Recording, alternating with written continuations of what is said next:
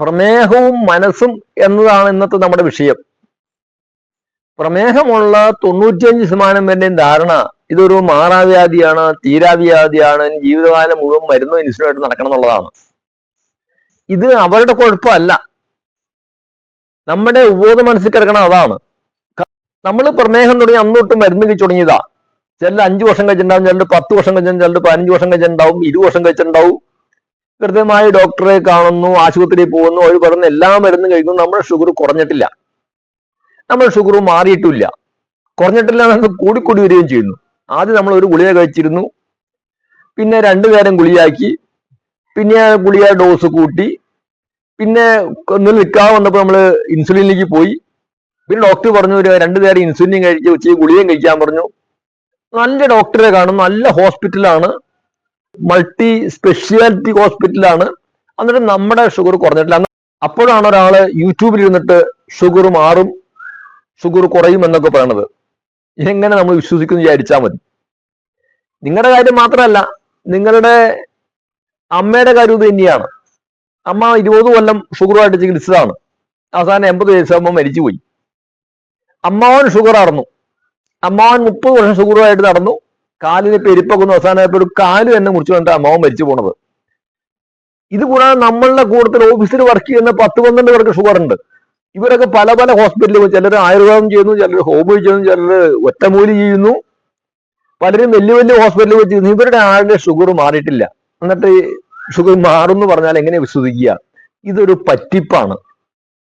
എന്തെല്ലാം തരത്തിലുള്ള തട്ടിപ്പ് നടക്കണേ ഇപ്പോൾ. എങ്ങനെയും നമ്മുടെ പണമൊക്കെ പിടുങ്ങിയെടുക്കുക, ഇതിനുള്ള ശ്രമമാണ് എന്നാണ് നിങ്ങളുടെയൊക്കെ മനസ്സിലുള്ളത്. ഇതിന് നിങ്ങൾ ആരെയും കുറ്റം പറഞ്ഞിട്ട് കാര്യമില്ല. നമ്മളുടെ ഉപബോധ മനസ്സിൽ കിടക്കുകയാണ്. നമ്മൾ കണ്ടിട്ടുള്ള നമ്മുടെ അനുഭവമാണ് ആദ്യം പറഞ്ഞത്. എൻ്റെ ഷുഗർ മാറിയിട്ടില്ല, എൻ്റെ വീട്ടിലുള്ള ആളുടെ ഷുഗർ മാറിയിട്ടില്ല, എൻ്റെ ഫ്രണ്ട്സിന്റെ ഷുഗർ മാറിയിട്ടില്ല. അപ്പൊ നമ്മളങ്ങ് ഉറപ്പിച്ചു ഇത് മാറില്ലാത്ത രോഗമാണെന്ന് ഉറപ്പിച്ചു. ഇനി നമ്മൾ ചെന്നിട്ട് നമ്മളെ ചികിത്സ ഡോക്ടറോട് ചോദിക്കാതിരിക്കട്ടെ. ഡോക്ടർ എന്ന് പറയും, നിങ്ങൾ അലോപ്പതി ഡോക്ടർ ചോദിച്ചാൽ അദ്ദേഹം പറയും ഷുഗർ മാറുന്ന രോഗമല്ല, കൺട്രോൾ ചെയ്ത് മുമ്പോട്ട് പോകാന്ന് മാത്രമേ പറയും. ഹോമിയോ ഡോക്ടർ ഇത് പറയും, ആയുർവേദ ഡോക്ടർ, നിങ്ങൾ ഏത് ഡോക്ടറോട് ചോദിച്ചാലും എല്ലാ ഡോക്ടറും അത് തന്നെ പറയും. അപ്പൊ നമ്മൾ ഒന്നുകൂടി ഇത് അരക്കിട്ട് ഉറപ്പിക്കുകയാണ്. അവർ 7 വർഷം പഠിച്ച ആളുകളാണ്, ഇംഗ്ലണ്ടിൽ പോയി പഠിച്ചിട്ട് വന്നാണ്, അമേരിക്കയിൽ പോയി പഠിച്ചിട്ട് വന്നാണ്, ദിവസം 100 കണക്കിന് രോഗികളെ ട്രീറ്റ് ചെയ്യുന്നതാണ്, മാസം 10 ലക്ഷം രൂപ ശമ്പളം മേടിക്കുന്നവരാണ്. അപ്പൊ അവരെന്ത് പറഞ്ഞു? ഷുഗർ മാറില്ല എന്ന് നമ്മൾ ഒന്നുകൂടി മനസ്സിൽ ഉറപ്പിക്കുകയാണ്. അങ്ങനെ നമ്മളുടെ ബോധ മനസ്സില് ഈ ഷുഗർ മാറില്ല എന്നുള്ള കാര്യം അരക്കിട്ട് ഉറപ്പിച്ചിട്ടാണ് എന്റെ യൂട്യൂബ് കാണാമെന്നത്. ഇതൊരു തട്ടിപ്പാൻ ധാരണ ഉണ്ടായി കഴിഞ്ഞാൽ അതിൽ വലിയ അത്ഭുതമൊന്നുമില്ല എനിക്ക് പറയാനുള്ളത്. പക്ഷെ ഈ പറയുന്നതെല്ലാം സത്യമാണ്. ഈ ഡോക്ടർമാർ പറഞ്ഞൊക്കെ സത്യമാണ്. ഷുഗർ മരുന്നുകൊണ്ട് മാറില്ല സത്യമാണ്. അവരുടെ കയ്യിലുള്ള ഒരു മരുന്നും നിങ്ങളുടെ ഷുഗറിനെ മാറ്റാൻ പര്യാപ്തമല്ല, നിങ്ങളുടെ ഷുഗറിനെ കുറയ്ക്കാനും പര്യാപ്തമല്ല. ബ്ലഡിലെ ഷുഗറിനെ കുറയ്ക്കാൻ സാധിക്കും, നിങ്ങളുടെ ഷുഗർ വന്നിട്ടുള്ള, നിങ്ങൾ പാങ്ക്രിയാസിന് വന്നിട്ടുള്ള രോഗത്തെ കുറയ്ക്കാൻ ഈ മരുന്നുകൊണ്ട് സാധ്യമല്ല എന്നാണ് പറഞ്ഞത്. അതുകൊണ്ട് അവർ പറഞ്ഞത് സത്യമാണ്. മരുന്ന് കഴിച്ച് ഇന്ന് വരെ ലോകത്ത് ആരുടെയും ഷുഗർ മാറിയിട്ടില്ല, ആരുടെയും ഷുഗറിന് രോഗം കുറഞ്ഞിട്ടില്ല. പകരം നമുക്ക് ശരീരത്തിന് പ്രായം കൂടുന്ന ഈ രോഗം കൂടി വരികയും ചെയ്യുന്നു. ഇതാണ് കണ്ടിട്ടുള്ളത്. അതുകൊണ്ട് നമ്മുടെ വിശ്വാസം തെറ്റാണെന്ന് പറയാൻ നിവൃത്തിയില്ല. പക്ഷെ ഇതിന്റെ പിന്നെ യാഥാർത്ഥ്യമാണെന്ന് മനസ്സിലാക്കണം. ഈ ആശുപത്രി ആയാലും ഡോക്ടർ ആയാലും എല്ലാം ഇതൊരു തൊഴിലാണ്. ഇത് പൂർണ്ണമായിട്ടും സേവനമല്ല. അങ്ങനെ വിചാരിക്കരുത്. നമ്മൾ വലിയ ഹോസ്പിറ്റൽ ഉണ്ടാക്കുന്നു, ഒരു മൾട്ടി നാഷണൽ ഹോസ്പിറ്റൽ ഉണ്ടാക്കുന്നു, കോടിക്കണക്കിന് രൂപ മുടക്കുന്നു. ഇത് നമ്മളെ നന്നാക്കാനാണ് നമ്മൾ വിചാരിച്ചിട്ടുള്ളത്. നമ്മുടെ കേരളത്തിൽ അനവധി രോഗികളുണ്ട്, ഇവരൊക്കെ രക്ഷപ്പെടുത്താം എന്ന് വിചാരിച്ചല്ലല്ലോ ഈ പണം മുടക്കുന്ന മുതലാളി, അല്ലെങ്കിൽ ട്രസ്റ്റ് ആയാലും, ഇനിയിപ്പോ അമൃതാനന്ദമയി ആയാലും, ഫാദർ ആയാലും, മൗലവി ആയാലും, ആരായാലും ഇത് നമ്മളെ നന്നാക്കാൻ വിചാരിച്ച് തുടങ്ങണല്ലോ. ഇത് അവർക്ക് പൈസ ഉണ്ടാക്കാൻ ചെയ്യുന്ന പണിയാത്.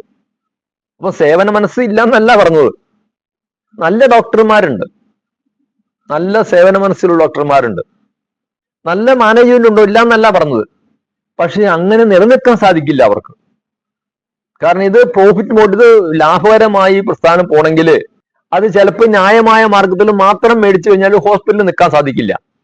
അപ്പൊ ചിലപ്പോൾ അന്യായമായിട്ട് കുറച്ച് ടെസ്റ്റ് കൂടുതൽ നടത്താം, കുറച്ച് മരുന്ന് കൂടുതൽ കഴിപ്പിക്കും, ഇതൊക്കെ ചെയ്തെന്നിരിക്കും. അവർ കുറ്റപ്പെടുത്താൻ ഞാൻ ആളല്ല. അപ്പൊ ഈ അവസ്ഥയിലാണ് നമ്മൾ ഇതിനൊരു കരുവായിത്തീരുന്നു. അപ്പൊ ഇവിടെ നമ്മളെ രക്ഷിക്കണം എനിക്ക് പറയാനുള്ളത്. ഓരോ രോഗിയും ഈ രംഗത്ത് വിജിലന്റ് ആവണം. എങ്ങനെയാണ് എനിക്ക് രക്ഷപ്പെടാൻ സാധിക്കുക? അത് അവർക്ക് രക്ഷപ്പെടാനുള്ള വഴിയാണ് ഉണ്ടാക്കി വെച്ചേക്കുന്നത്.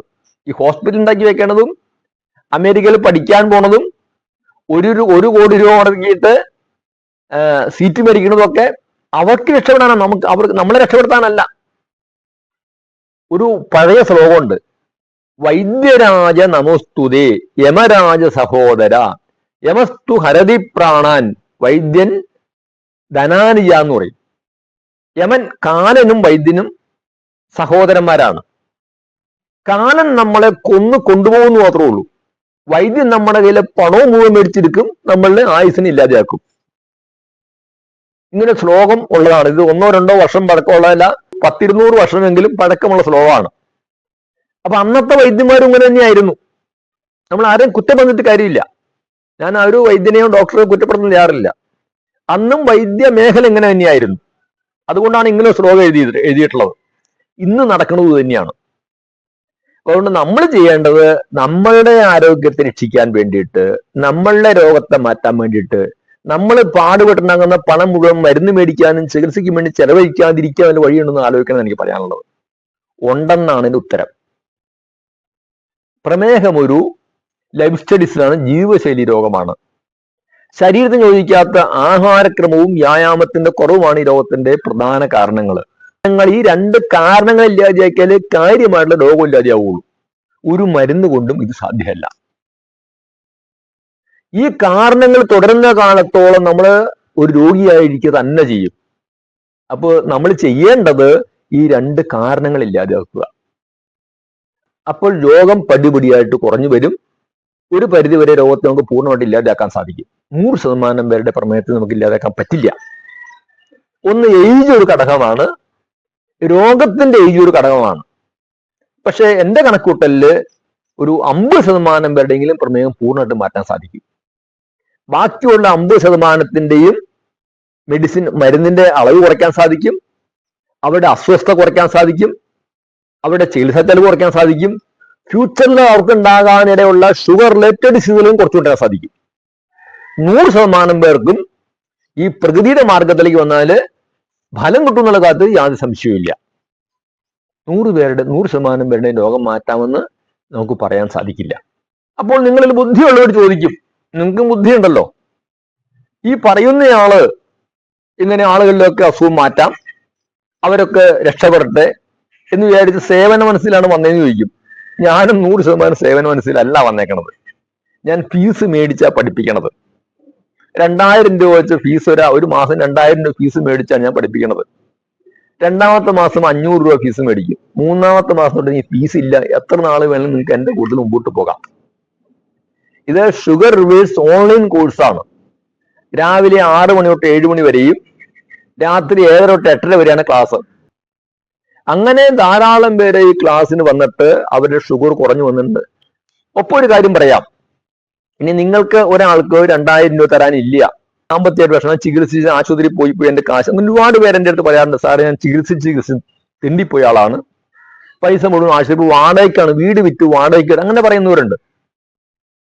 അവർക്ക് ഞാൻ പറയും, നിങ്ങൾക്ക് ഇഷ്ടമുള്ള പൈസ തന്നായെന്ന് പറയും. തരാനില്ലേ, നിങ്ങളെ ഞാൻ ഒരിക്കലും ഒഴിവാക്കില്ല. ഭാരതത്തിന്റെ പാരമ്പര്യം അനുസരിച്ചിട്ട് പണത്തിന്റെ കുറവ് കൊണ്ട് വിദ്യ നിഷേധിക്കരുതെന്നാണ് പറഞ്ഞത്. ഒരു പൈസ ഇല്ലെങ്കിലും നിങ്ങളെ ഞാനിത് പഠിപ്പിക്കും. പക്ഷെ നിങ്ങൾ പറയണം, എൻ്റെ കയ്യിൽ പൈസ ഇല്ല സാർ എന്ന് പറയണം. ഇത്ര മാത്രമേ ഉള്ളൂ. അങ്ങനെയാണ് എൻ്റെ ക്ലാസ്. 10-45 ക്ലാസ്സുകൾ കഴിഞ്ഞു. അനവധി ആളുകൾ, 100 കണക്കിന് പേര് ഈ കോഴ്സ് കഴിഞ്ഞിട്ട് സുഖവും സന്തോഷമൊക്കെയായിട്ട് ജീവിക്കുന്നുണ്ട്. അവരുടെ ചികിത്സാ ചെലവ് വെട്ടിക്കുറച്ചിട്ടുണ്ട്. അതുപോലെ അവരുടെ അസ്വസ്ഥ ഗണ്യമായിട്ട് മാറ്റാൻ സാധിച്ചിട്ടുണ്ട്. ഒട്ടേറെ പേർക്ക് മരുന്ന് പൂർണ്ണമായിട്ട് മാറ്റാൻ സാധിച്ചിട്ടുണ്ട്. പലർക്കും മരുന്ന് കുറച്ചുകൊണ്ടുവരാൻ സാധിച്ചിട്ടുണ്ട്. ഏതായാലും 100% പേർക്കും പ്രയോജനം കിട്ടിയിട്ടുണ്ട് എന്നുള്ള കാര്യത്തിൽ യാതൊരു സംശയമില്ല. ഞാൻ അങ്ങനെ മുന്നോട്ട് പോയിക്കൊണ്ടിരിക്കുകയാണ്. ഞാനൊരു വഴികാട്ടി മാത്രമാണ്, ഒരു ചൂണ്ടുപല്ലി. നടക്കേണ്ടത് നിങ്ങളാണ്. നിങ്ങളുടെ രോഗത്തെ എടുത്തു മാറ്റാൻ, നുള്ളി മാറ്റാനുള്ള ശേഷിയൊന്നും എനിക്കില്ല. ഞാൻ നിങ്ങൾക്ക് ശരിയായിട്ടുള്ള ആഹാരക്രമം പറഞ്ഞു തരും, ഏത് ആഹാരം കഴിക്കണമെന്ന് പറഞ്ഞു തരും, ഏത് ആഹാരം കഴിക്കരുതെന്ന് പറഞ്ഞു വരും, എത്ര ക്വാണ്ടിറ്റി ആഹാരം കഴിക്കണമെന്ന് പറഞ്ഞു തരും, ഏത് രോഗത്തിന് ആഹാരം കഴിക്കും, ഇതൊക്കെ ഞാൻ പറഞ്ഞു തരുകയാണ് ചെയ്യണത്. രണ്ടാമത് നിങ്ങളെ കൊണ്ട് ഇരുന്നും നിന്നും കിടന്നും ചെയ്യുന്ന ലഘുവായ ചില യോഗാസനങ്ങൾ പഠിപ്പിക്കും. മൂന്നാമത് കുറച്ച് പ്രാണായാമം പഠിപ്പിക്കും, ബ്രീത്തിങ് എക്സസൈസ് പഠിപ്പിക്കും, നമ്മളുടെ ന്യൂറോപ്പതിയൊക്കെ കുറച്ച് കൊണ്ടുവരാൻ വേണ്ടിയിട്ട്, അതുപോലെ ഓർമ്മക്കുറവ് അങ്ങനത്തെ വിഷയങ്ങളെ കുറയ്ക്കാൻ വേണ്ടിയിട്ട്.